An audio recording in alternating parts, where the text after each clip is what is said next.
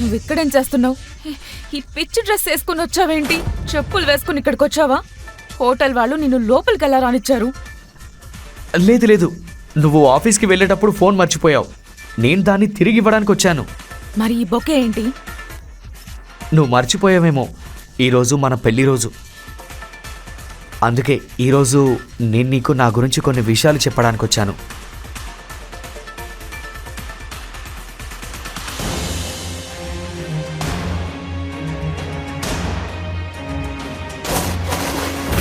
అర్జున్, నువ్వు నాకు హెల్ప్ చేస్తావా? తప్పకుండా చేస్తాను. ఏదేమైనా నువ్వు నా ఫ్రెండ్వి కదా. కానీ నాదో కండిషన్. 2 కోట్లు కావాలంటే నువ్వు ఈ సాయంత్రం మొత్తం నా ఒళ్ళో కూర్చోవాలి. 10 కోట్లు కావాలంటే నువ్వు ఒక రాత్రి నాతో ఉండాలి. చెప్పు, నీకు ఓకేనా?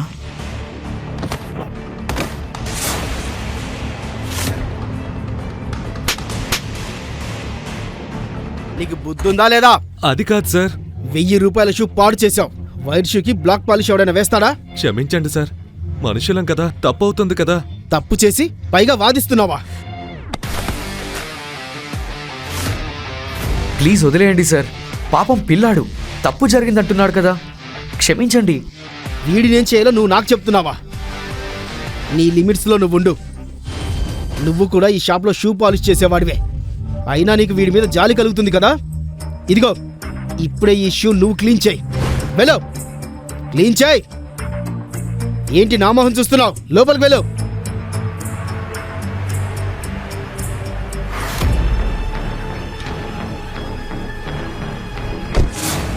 ముఖేష్ సార్, నేను ఏం హెల్ప్ చేయగలను మీకు? రుద్ర, నేను ముఖేష్ తాళ్ళూరి, నగరంలోనే అతిపెద్ద కన్స్ట్రక్షన్ కంపెనీ తాళ్ళూరి కన్స్ట్రక్షన్స్కి ఓనర్ని. ప్లీజ్ మీరు నా మనవరాలు నందినిని పెళ్లి చేసుకోండి. సార్, మీరెందుకు ఇలా చేయాలనుకుంటున్నారు? మీ మనవరాలు నాలాంటి బూట్ పాలిష్ చేసేవాడిని ఎందుకు పెళ్లి చేసుకుంటుంది? అందరి ముందు నేను ఇదంతా చెప్పలేను. ప్లీజ్ నాతో రండి. రుద్ర, నువ్వెవరో నాకు తెలుసు. నువ్వు బూట్ పాలిష్ చేసేవాడిలా ఎందుకుంటున్నావో కూడా తెలుసు. ఏంటి? కానీ మీకు ఇదంతా మిగిలిందంతా ఇందులో రాసుంది.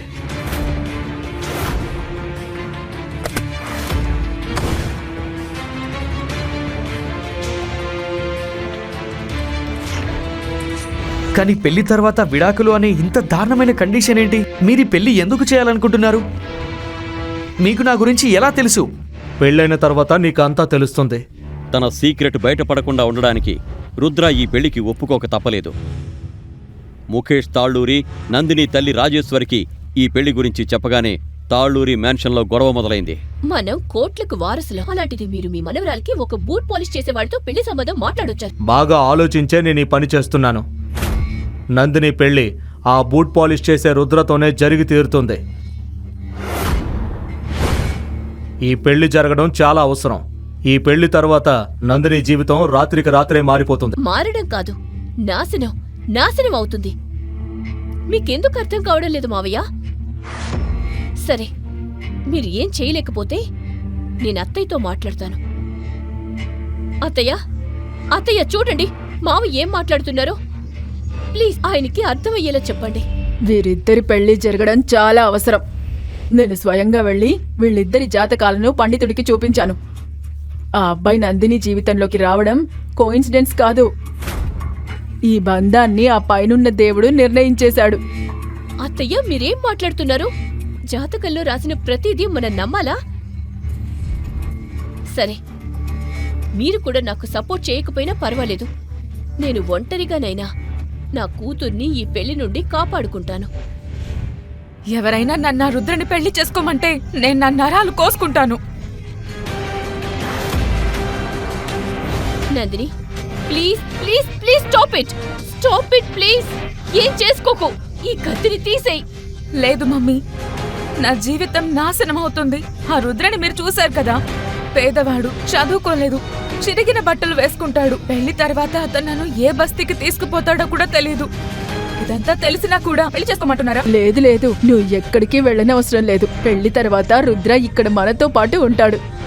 నువ్వు నీ సుఖాలను వదులుకోవాల్సిన అవసరం లేదు. నో, అయినా సరే నేను అతన్ని పెళ్లి చేసుకోను. ఒకవేళ తాతగారు నన్ను బలవంతం చేస్తే నేను నా ప్రాణాలు తీసుకుంటాను. Stop it, stop it. 1 minute, నేను ఎక్స్ప్లెయిన్ చేస్తాను. మావయ్య, మీరెందుకు ఇలా చేస్తున్నారు? మీ మనవరాలి ప్రాణాలు తీయాలనుకుంటున్నారా? ఇప్పటికిప్పుడు ఈ పెళ్లి క్యాన్సిల్ చేయకపోతే నేను మీపై కేసు పెడతాను. సరే, అయితే నేను కూడా నీపై కేసు పెట్టనా? నీపైన నందిని తండ్రి చావుకు ముందు బయటపడిన నిజం గుర్తుంది కదా? ఆ నిజం మళ్ళీ బయటకు రాకూడదనుకుంటే ఈ పెళ్లికి నువ్వు ఒప్పుకో, నీ కూతుర్ని కూడా పెళ్లికి ఒప్పించు. ముఖేష్ తాళ్ళూరి ఇచ్చిన వార్నింగ్తో రాజేశ్వరి నోరు మూసుకుంది. ఆమె నందినిని తనతో పాటు అక్కడి నుంచి తీసుకుపోయింది. అసలేం జరుగుతుంది? టైం వచ్చినప్పుడు రాజేశ్వరికి అన్నీ చెప్తాను. ముందు పెళ్లి జరగనివ్వు. ఇప్పుడు ఈ పెళ్లిని ఎవరూ ఆపలేరు. పెళ్లి వెనక ఉన్న నిజం తెలియకపోయినా రాజేశ్వరి మరియు నందిని ఒప్పుకోక తప్పలేదు. పెళ్లి రోజు దగ్గర పడుతోంది. కానీ ఇప్పటి వరకు నందిని రుద్రని ఒక్కసారి కూడా కలవలేదు. ఈ విషయం రుద్రని లోపల బాధించింది. రేపే మా పెళ్లి, కానీ మేమిప్పటి వరకు సరిగ్గా మాట్లాడుకోవడం కూడా లేదు. ఆమె నా కాల్స్కి ఆన్సర్ చేయడం లేదు, నా మెసేజెస్కి రిప్లై ఇవ్వడం లేదు. నందిని నన్ను అస్సలు యాక్సెప్ట్ చేయాలనుకోవడం లేదు అనిపిస్తుంది. పెళ్లి జరగనివ్వు, నందిని నిన్ను యాక్సెప్ట్ చేస్తుంది. మీరేం మాట్లాడుతున్నారు? నందిని ఈ పెళ్లి తన ఇష్ట ప్రకారమే చేసుకుంటుందని మీరు చెప్పారు కదా. మీ మాటలు విన్న తర్వాత మీరు ఆమెని బలవంతం చేస్తున్నారనిపిస్తుంది. బలవంతంగా పెళ్లి చేస్తున్నా. అయితే ఏంటి? ఇది నాకు నా మనవరాలికి మధ్య విషయం. నువ్వు మధ్యలో జోక్యం చేసుకోకు. సరే ముఖేష్ గారు, నేను మీ ఫ్యామిలీని యాక్సెప్ట్ చేయడం నాకు అవసరమే కావచ్చు. అలాని నేను బలహీనుడిని కాదు. ఓహో, ఇంత అహంకారమా? సరే, పెళ్లిని ఆపేయండి. కానీ అప్పుడు నేను కూడా ఈ ప్రపంచానికి చెబుతాను, నువ్వు బూట్ పాలిష్ చేసేవాడివి కాదు, నీ అసలు నిజం వేరని. ముఖేష్ ఎటువంటి వల వేశాడంటే దాని నుండి ఎవరూ తప్పించుకోలేకపోయారు. మరుసటి రోజు ఇష్టం లేకపోయినా తాళ్ళూరి కుటుంబ ఏకైక కుమార్తె పెళ్లి బూట్ పాలిష్ చేసే రుద్రతో జరిగింది.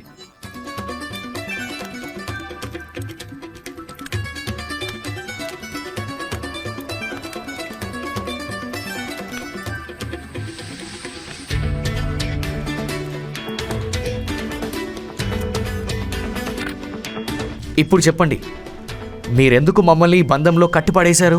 నా జీవితాన్ని నాశనం చేయడంతో మీకేం దక్కిందో చెప్పండి. తల్లి, నేను ఈ పెళ్లి ఎందుకు చేయించానంటే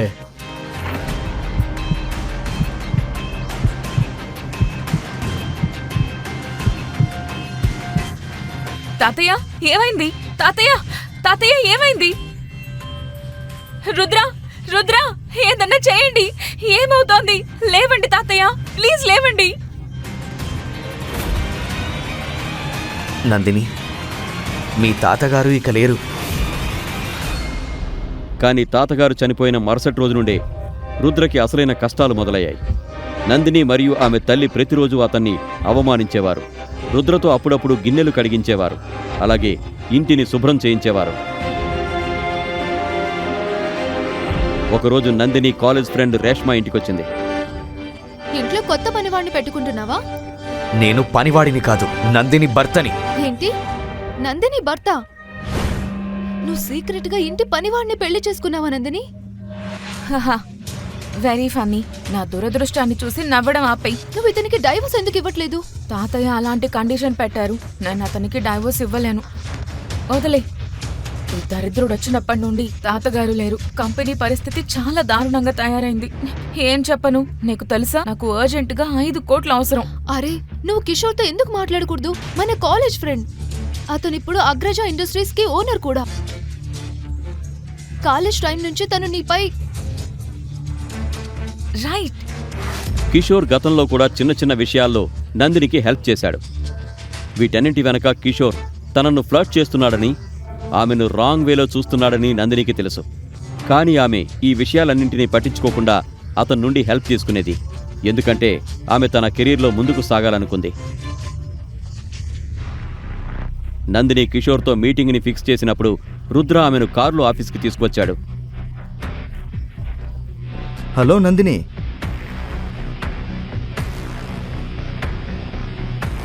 ఎందుకింత లేట్ అయింది?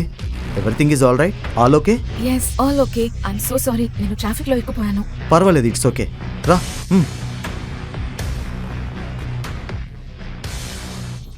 ఇతనెవరు? నీ డ్రైవరా? నేను నందిని భర్త రుద్ర. ఓ, హస్బెండా? Husband? Hi. I'm sorry Rudra, actually I don't know. అసలు నువ్వేం చేస్తావు? నీ బిజినెస్ ఏంటి? అది యాక్చువల్లీ నేనేం వర్క్ చేయను. నేను అంతగా చదువుకోలేదు కూడా. హ, ఈ పేదవాడికి నందిని లాంటి అమ్మాయి దొరికింది. వావ్, ఏదేమైనా నాకైతే మంచిదే. ఇప్పుడు ఆమె నా వల్ల పడేయడానికి కొద్దిగా డబ్బు విసిరితే సరిపోతుంది. అరే పర్వాలేదు, నేను నందిని కోసం ఎంతైనా చేయగలను. మా కంపెనీలో ఒక జాబ్ ఉంది, చెప్పు, వర్క్ చేస్తావా?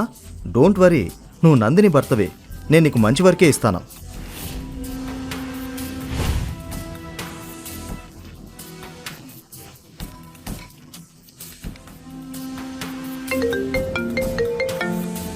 ఓ shit, I'm so sorry Nandini, నాకు ఒక అర్జెంట్ మీటింగ్ ఉంది, నేను వెళ్ళాలి. నేను నిన్ను రేపు కలుస్తాను. షూర్.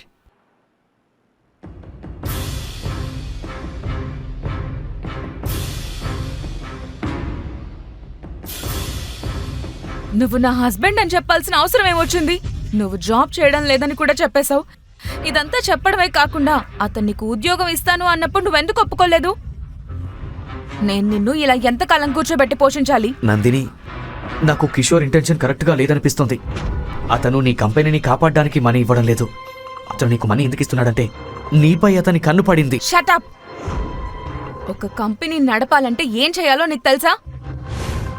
ఇలాంటి పనికి మాలిన సాకులు చెప్పకు నువ్వు.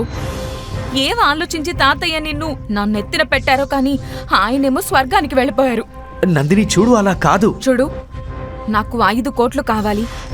అవి దొరకకపోతే నేను నీలాగా అంట్లు తోమాల్సి వస్తుంది. అది నేను చేయలేను. కాబట్టి నువ్వు కిషోర్ ఇచ్చే జాబ్ ఆఫర్ను యాక్సెప్ట్ చేయడం మంచిది. నీకు తెలుసా, తాతయ్య కండిషన్ లేకపోతే నేనెప్పుడో నీకు డైవోర్స్ ఇచ్చేసి ఉండేదాన్ని. సరే నందిని, నేను ఈ ఆఫర్ యాక్సెప్ట్ చేస్తాను. ఈ జాబ్ చేస్తాను. గుడ్. ఇది విని నందిని సంతోషించింది. అలాగే ఆమె వెంటనే కిషోర్కి కాల్ చేసి రుద్ర నిర్ణయం చెప్పింది. సరే, రేపు అతను ఆఫీస్కి తీసుకురా ఇంటర్వ్యూ కోసం. Okay, bye bye. ఏంటి సార్, పేదోడైన నందిని హస్బెండ్కి మీ కంపెనీలో జాబ్ ఇస్తారా? మన కంపెనీ పరువు ఏమైపోతుంది? నువ్వేమనుకుంటున్నావు? రోడ్డుపై పోయే ప్రతి వాడిని నా కంపెనీలో పెట్టుకుంటాను అనుకుంటున్నావా? ఈ కంపెనీ ఏమైనా ధర్మశాల? అయినా మన కంపెనీలో టాయిలెట్లు క్లీన్ చేయడానికి ఎవరో ఒకరు కావాలి కదా. అర్థమైంది సార్. మరుసటి రోజు ఉదయం నందిని రుద్రని కిషోర్ ఆఫీస్కి తీసుకువచ్చింది. దారి పొడుగునా నందిని రుద్రకి ఇంటర్వ్యూలో ఎలా మాట్లాడాలో చెబుతూనే ఉంది. Okay. Okay sir. Hi. Hi Nandini, how are you? I'm good. రా కూర్చో, కమ్. హే వెయిట్, వెనక లిజన్. Yes sir. రుద్రని బయటికి తీసుకెళ్ళి ఫామ్ ఫిలప్ చేయించు. కమ్. అండ్ లిజన్, బయటికి వెళ్ళి అందరికీ చెప్పు నన్ను డిస్టర్బ్ చేయొద్దని. నేను నందినితో పర్సనల్గా మాట్లాడాలి.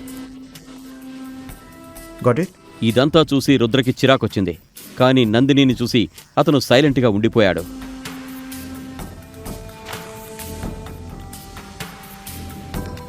ఇదిగో, ఇందులో మీ డీటెయిల్స్ అన్ని ఫిల్ చేసి సైన్ చేయండి.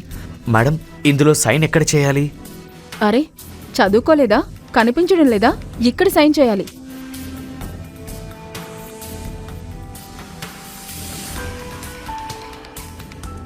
రుద్ర ఫామ్లో తన డీటెయిల్స్ నింపుతుండగా వెంటనే మేనేజర్ పరిగెత్తుకుంటూ కిషోర్ క్యాబిన్కి వెళ్ళాడు.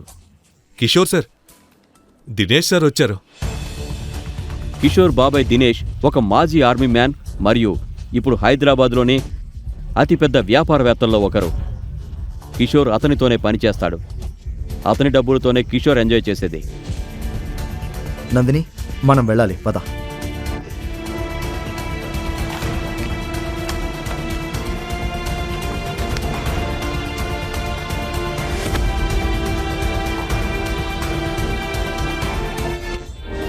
గుడ్డివాడివా ఏంటి? Sir I'm so sorry. నేను కేవలం ఇక్కడికి అడ్రస్ అడగడానికి వచ్చాను. నేను వెళ్తున్నాను. Sorry sir. దినేష్ రుద్రని గుర్తుపట్టకుండా ఉండడానికి అతను త్వరగా అక్కడి నుంచి వెళ్ళిపోయాడు. అప్పుడే దినేష్ దృష్టి అక్కడ ఉన్న పెన్పై పడింది. పెన్పై ఉన్న ఆ 6 గుర్తును చూసి అతని కాళ్ల కింద భూమి కంపించింది. ఈ పెన్ ఇది అతని పెన్నా?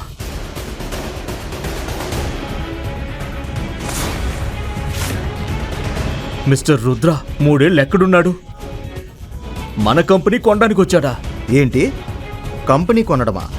అతన్ని చూస్తే అతనికి సమోసా అయినా కొనగలడని మీకు అనిపిస్తుందా? నిజం ఏంటంటే అతను నా ఫ్రెండ్ నందిని హస్బెండ్. అతని దగ్గర ఏ పని లేదు, అందుకే నేనే అతనికి ఏదైనా పని ఇద్దామని అనుకుంటున్నాను. మీరు అతన్ని తిట్టేసరికి అతను ఇక్కడ నుండి వెళ్ళిపోయాడు. నీకు పిచ్చి పట్టిందా కిషోర్? ఈ పెన్ని చూస్తున్నావా? ఈ గుర్తును చూస్తున్నావా? ఈ గుర్తు కేవలం... అంటూనే దినేష్ ఆగిపోయాడు. అయితే ఇదంతా విన కిషోర్ పరిస్థితి దారుణంగా తయారైంది. తన బాబాయ్ ముఖంలో అలాంటి భయాన్ని అతను మొదటిసారి చూశాడు. సార్, మీరెవరి గురించి మాట్లాడుతున్నారు? మీరు రుద్రని ఎవరో అనుకుంటున్నారు. మేడం, మీ భర్త ఎవరో మీకు నిజంగా తెలీదా? ఈ విషయం మీకు చెప్పాలా వద్దా అనేది నాకు అర్థం కావడం లేదు. రుద్ర సార్ హైదరాబాదులో ఉన్నారంటే దీని అర్థం ఏదో పెద్ద విషయం జరగబోతోంది. నేను నా టీంని అలర్ట్ చేయాలి. మేడం, ఇదిగోండి రుద్ర సార్ పెన్. దినేష్ మాటలు విని నందినికి కూడా ఏమీ అర్థం కాలేదు. అసలు ఈ మాటల అర్థమేంటి? ఎవరి రుద్ర? దినేష్ అంకుల్ ఆర్మీలో ఉన్నారు. అతను రుద్రని చూసి ఎందుకు భయపడుతున్నారు? నందిని భయపడుతూ ఇంటికొచ్చి కోపంతో ఇలా అంది. రుద్ర, ఎవరు నువ్వు? నేను నీ భర్తని, రుద్రతేజ. నీ వాగుడాపు. ఈ పెన్ మరియు దానిపై ఉన్న ఈ గుర్తు, దీని అర్థమేంటి? నువ్వు అక్కడి నుండి వచ్చేసిన తర్వాత ఈ పెన్ మరియు ఈ గుర్తును చూసి దినేష్ అంకుల్కి చెమటలు పట్టాయి. ఎవరు నువ్వు? చెప్పు నాకు. ఈ పెన్ నాకు ఆ బూట్ పాలిష్ బ్రాండ్ని ఉద్దేశిస్తూ కిట్తో పాటు ఫ్రీగా వచ్చింది. నేను దీన్ని యూజ్ చేయడం కూడా ఈ రోజే ఫస్ట్ టైం. దినేష్ గారు ఈ పెన్ పైన ఉన్న గుర్తుని వేరే ఏమైనా అనుకుని ఉండొచ్చు. లేదంటే నువ్వే చెప్పు నందిని, ఒకవేళ ఈ పెన్ అంత ముఖ్యమైనదైతే నేను దాన్ని అక్కడ వదిలొచ్చేవాణ్ణి. అప్పుడే నందినికి ఎవరి దగ్గర నుండో ఫోన్ వచ్చింది. ఆమె అక్కడి నుంచి వెళ్ళిపోయింది. మరుసటి రోజు శివాయ్ మరియు నందినిల 3వ పెళ్లి రోజు. ఆ సంతోషంలో శివాయ్ ఉదయాన్నే లేచి మహాకాల్ దర్శనం కోసం వెళ్ళాడు. ఓయ్ ముసల్దానా, నీకు చెప్పి చెప్పి విసుగొస్తోంది. ఇక్కడ నా రూలే నడుస్తుంది, నాదే. ఇక్కడ వ్యాపారం చేసే వాళ్ళందరూ నాకు మామూలు ఇస్తారు. నువ్వు కూడా ఇక్కడ వ్యాపారం చేయాలంటే నాకు మామూలు ఇవ్వాల్సిందే. బాబూ, నాకు అసలు వ్యాపారమే అవ్వలేదు. మరి నేనెలా డబ్బులు ఇవ్వగలను? రేయ్, నేను నీకు చెప్పి చెప్పి విసిగిపోయాను. షాప్ పగలగొట్టండ్రా.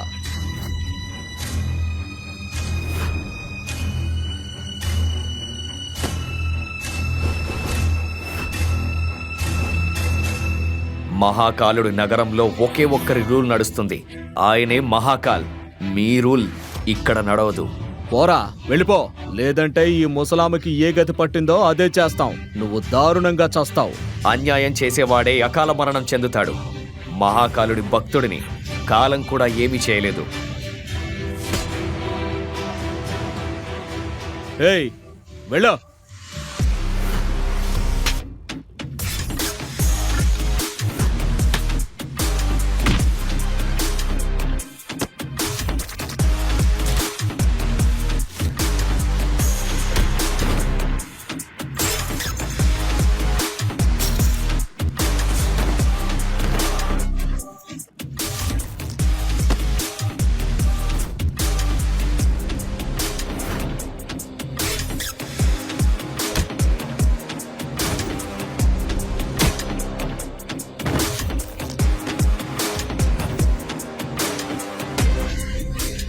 రేపటి నుండి అమ్మని ఇబ్బంది పెడితే లేదు.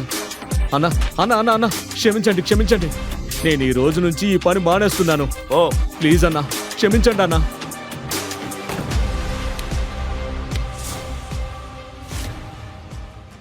రుద్రా, బాబూ, నువ్వు ఈ రోజు రావటం మంచిదయింది. ఎందుకు చింతిస్తున్నావమ్మా? ఆ మహాకాలుడున్నాడు కదా. అమ్మా, ఈ ఎర్ర గులాబీలతో ఒక అందమైన బొకే చేస్తావా? ఈ రోజు ఏదైనా స్పెషలా?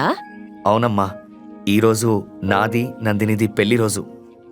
కానీ నందినికి ఈ విషయం గుర్తుందా? నాకు గుర్తున్నా ఆమెకి గుర్తున్నా ఒకటే కదమ్మా. పెళ్లి రోజు మా ఇద్దరిది. వన్ సైడ్ లవ్ అయితే ఎక్కువ కాలం ఉండదు బాబూ. అమ్మా, ఇలాంటి ప్రేమ చాలా ప్రత్యేకం. వన్ సైడ్ లవ్లో ఎదుటివారి ప్రపంచంలో మన పాత్ర చిన్నదైనా వారే మన ప్రపంచమవుతారు. మహాదేవుడి అనుగ్రహం కలిగి నువ్వు నందినిని ఎంత ప్రేమిస్తున్నావో ఆమె కూడా నిన్నంతే ప్రేమించాలి. సరే, నేను మీ ఇద్దరి కోసం ఒక అందమైన బొకే తయారు చేస్తాను. కొద్దిసేపట్లోనే బొకే రెడీ అయింది. అది చూసి రుద్ర ముఖంలో చిరునవ్వు వచ్చింది. అరే వా, ఈ బొకే చూసి ఆమె నాకు పడిపోతుందమ్మా. మీరు ఇచ్చిన పూల సువాసనకు ఆమె నా దాసోహం అయిపోతుంది. ఇదిగో అమ్మా. వద్దు వద్దు బాబూ, నా కోసం నువ్వెంతో చేశావు. నేను డబ్బెలా తీసుకోగలను? అమ్మా, మీరు ఈరోజు డబ్బులు తీసుకోకపోతే నేను మళ్ళీ మీ నుండి ఎప్పుడూ పూలు తీసుకోను. రుద్ర చెప్పిన ఆ మాటలకు అమ్మ దగ్గర సమాధానం లేదు. ఆమె నవ్వుతూ డబ్బు తీసుకుంది. రుద్ర బొకే తీసుకుని తన అలిగిన నందినిని బుజ్జగించడానికి మరియు యానివర్సరీ విషెస్ చెప్పడానికి బయలుదేరాడు. హలో, లోన్ శాంక్షన్ ఏంటి? నా లోన్ శాంక్షన్ కాలేదా? నువ్వెవరితో మాట్లాడుతున్నావో తెలుసా? ముఖేష్ తాళ్ళూరి మనవరాల్ని. నాకు ఎమర్జెన్సీ ఫండ్స్ కావాలి. హలో, నందిని కంపెనీ భారీ నష్టాల్లో ఉంది. తన కంపెనీని కాపాడుకోవడానికి మరుసటి రోజు రీయూనియన్ పార్టీకి వెళ్లి తన ఫ్రెండ్ అర్జున్ను మనీ హెల్ప్ అడగాలని నందిని నిర్ణయించుకుంది. మరుసటి రోజు సాయంత్రం నందిని కాలేజ్ రీయూనియన్ పార్టీ ఉంది. హే హే నందిని, నువ్వు చాలా అందంగా ఉన్నావు, కానీ అంత తొందర ఏంటి? నువ్వు జ్యువెలరీ వేసుకోవడం కూడా మర్చిపోయావా? అయ్యో సారీ, నేను మర్చిపోయాను. నీ హస్బెండ్ నీకు చెప్పులు కూడా కొనివ్వలేడు. సరే చూడు, నా హస్బెండ్ నిన్న రాత్రే నాకు 3 కోట్ల నెక్లెస్ గిఫ్ట్ గా ఇచ్చాడు. బాగుంది కదా? గత కొన్ని రోజులుగా ఆమె కంపెనీ భారీ నష్టాల్లో నడుస్తోంది. ఆమె ఒక ఇన్వెస్టర్ కోసం వెతుకుతోంది. ఈ పార్టీకి ఆమె కాలేజ్ క్లాస్మేట్ అర్జున్ కూడా వచ్చాడు. అతను కాలేజ్ టైంలో ఆమెకు లైన్ వేసేవాడు. ఆమె అర్జున్ ద్వారా కంపెనీలో పెట్టుబడులు రాబట్టుకోవాలనుకుంది. హాయ్ అర్జున్. అప్పుడే ఆమె భర్త రుద్ర ఫ్లవర్ బుకే పట్టుకుని అక్కడికి వచ్చాడు. లోపల క్లబ్ గందరగోళంలో రుద్ర కళ్ళు నందిని కోసం వెతుకుతున్నాయి. ఒక మూలన వైన్ తాగుతూ కనిపించిన నందినిని చూసి వెంటనే పరిగెత్తుకుంటూ ఆమె దగ్గరికి వెళ్ళాడు. నందిని అతన్ని చూడగానే కోపంతో ఊగిపోయింది. నువ్వు ఇక్కడేం చేస్తున్నావు? ఈ పిచ్చి డ్రెస్ వేసుకుని వచ్చావేంటి? చెప్పులు వేసుకుని ఇక్కడికి వచ్చావా? హోటల్ వాళ్ళు నిన్ను లోపలికి ఎలా రానిచ్చారు? లేదు లేదు, నువ్వు ఆఫీస్కి వెళ్ళేటప్పుడు ఫోన్ మర్చిపోయావు. నేను దాన్ని తిరిగి ఇవ్వడానికి వచ్చాను. మరి ఈ బొకే ఏంటి? నువ్వు మర్చిపోయావేమో, ఈరోజు మన పెళ్లి రోజు. అందుకే ఈరోజు నేను నీకు నా గురించి కొన్ని విషయాలు చెప్పడానికి వచ్చాను.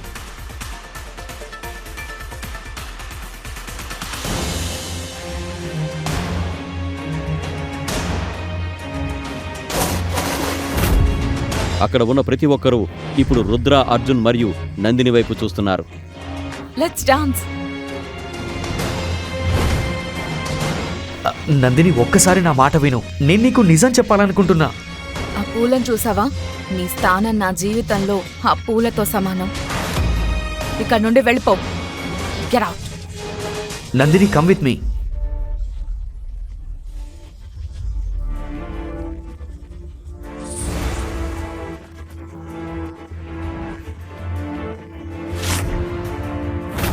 అర్జున్, నువ్వు నాకు హెల్ప్ చేస్తావా? తప్పకుండా చేస్తాను. ఏదేమైనా నువ్వు నా ఫ్రెండ్వి కదా. కానీ నాదో కండిషన్. 2 కోట్లు కావాలంటే నువ్వు ఈ సాయంత్రం మొత్తం నా ఒళ్ళో కూర్చోవాలి. 10 కోట్లు కావాలంటే నువ్వు ఒక రాత్రి నాతో ఉండాలి. చెప్పు, నీకు ఓకేనా?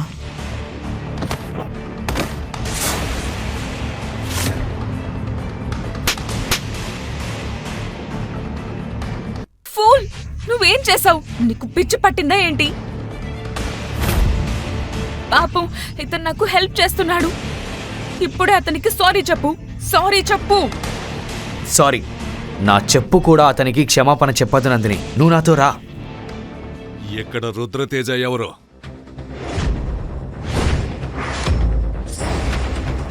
నేనే రుద్రతేజ. నా చేతిలో చావకూడదనుకుంటే నీ రౌడీలను తీసుకొని ఇక్కడి నుంచి వెళ్ళిపో. హేయ్,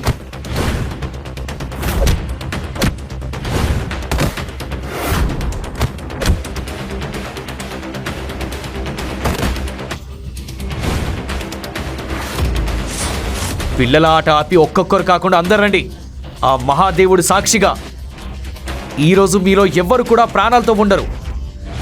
రండి.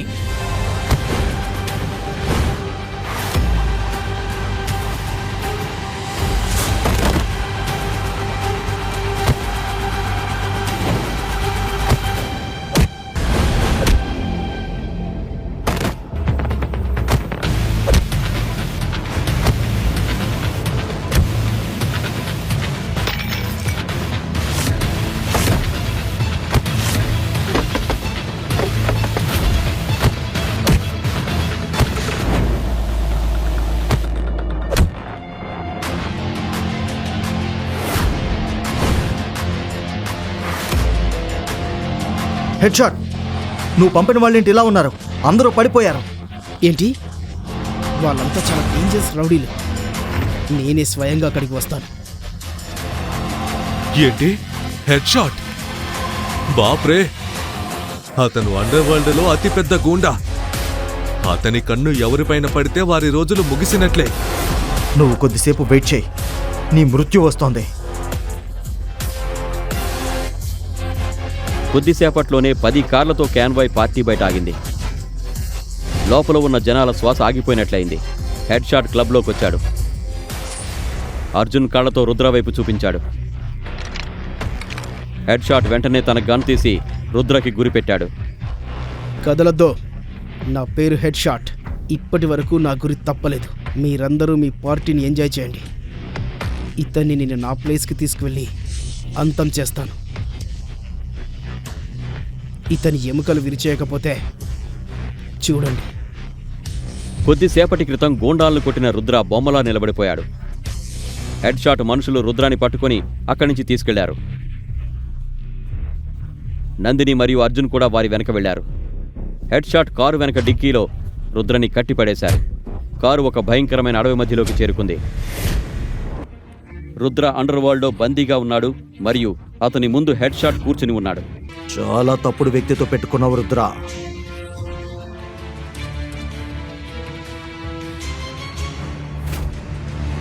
ఈరోజు నేను నిన్ను ఎలా కొడతానంటే చంపేయమని నువ్వే నన్ను వేడుకుంటావు, అది కూడా నా కాళ్ళ మీద పడి. నువ్వే నన్ను క్షమించమని అడుగుతావు, అది కూడా నీ ముక్కును నా బూట్లకు రాస్తూ. కొంచెం సేపు వెయిట్ చేయి, నీకే అర్థమవుతుంది. వీడిని తలకిందులుగా వేలాడదీయండి.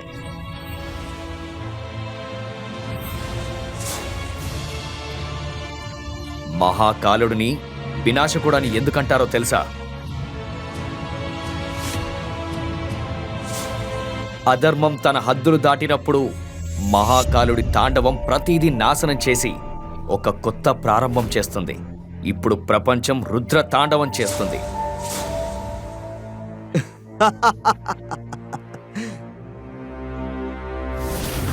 వీడి బట్టలు తీసేయండి. హెడ్ షాట్ అనుచరులు రుద్ర ఒంటిపై మిగిలిన బట్టల్ని తీయడానికి ముందుకు రాగానే వేర్ హౌస్ వాతావరణం సడన్ గా మారిపోయింది. జై మహాకాల్! బాస్, ఈ బాంబు ఎక్కడి నుంచి వచ్చింది?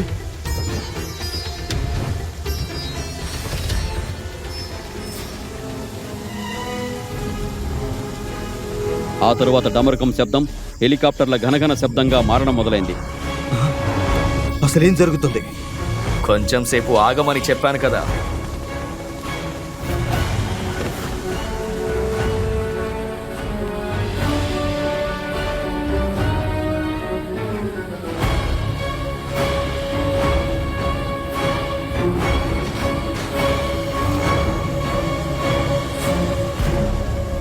బ్లాక్ క్యాట్ కమాండోల లీడర్ కెప్టెన్ విక్రాంత్ గాయాలతో తలక్రిందులుగా ఉన్న రుద్రాన్ని చూడగానే కోపంతో ఊగిపోయాడు. బాస్టర్డ్, నువ్వేం చేశావు? ఇతను ఎవరో నీకు తెలియదా? ఆ హెడ్ షాట్ పొగరంతా అణిగింది. ఆ తర్వాత విక్రాంత్ హెడ్ షాట్కి చెప్పిన మాటలు విని హెడ్ షాట్ షాక్ అయ్యాడు. కానీ రుద్రాతో ఏమైనా చెప్పడానికి ముందే రుద్ర అక్కడి నుంచి వెళ్ళిపోయాడు.